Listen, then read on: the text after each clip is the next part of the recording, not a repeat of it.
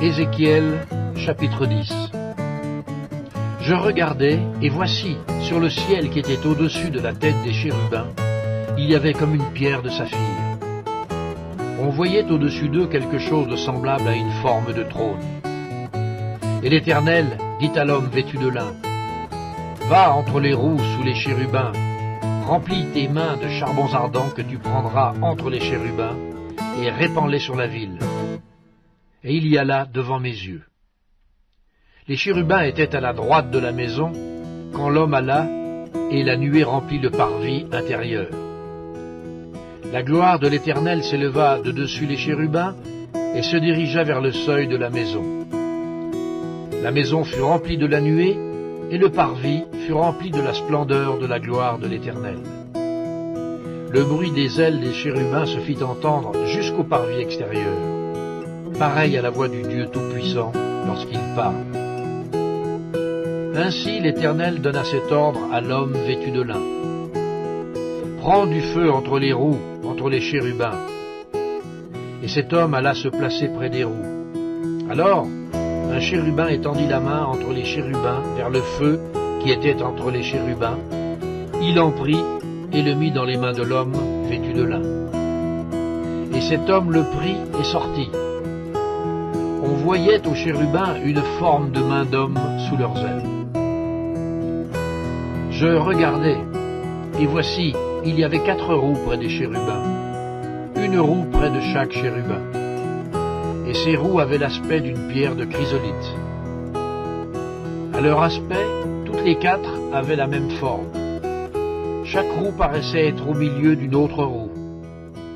En cheminant, elles allaient de leurs 4 côtés, et elles ne se tournaient point dans leur marche. Mais elles allaient dans la direction de la tête, sans se tourner dans leur marche. Tout le corps des chérubins, leur dos, leurs mains et leurs ailes, était rempli d'yeux, aussi bien que les roues tout autour, les 4 roues. J'entendis qu'on appelait les roues tourbillons. Chacun avait 4 faces. La face du premier était une face de chérubin. La face du second, une face d'homme. Celle du troisième, une face de lion. Et celle du quatrième, une face d'aigle. Et les chérubins s'élevèrent. C'étaient les animaux que j'avais vus près du fleuve de Kébar. Quand les chérubins marchaient, les roues cheminaient à côté d'eux.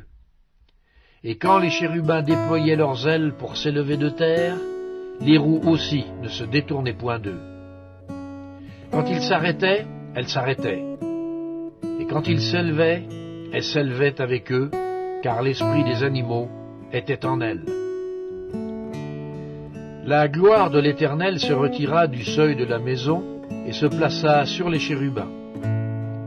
Les chérubins déployèrent leurs ailes et s'élevèrent de terre sous mes yeux quand ils partirent, accompagnés des roues.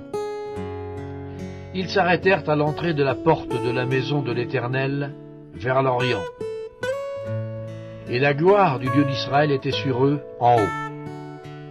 C'étaient les animaux que j'avais vus sous le Dieu d'Israël, près du fleuve du Kébar, et je reconnus que c'étaient des chérubins.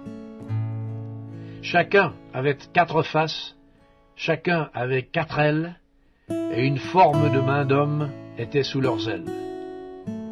Leurs faces étaient semblables à celles que j'avais vues près du fleuve du Kébar. C'était le même aspect, c'étaient eux-mêmes. Chacun marchait droit devant soi.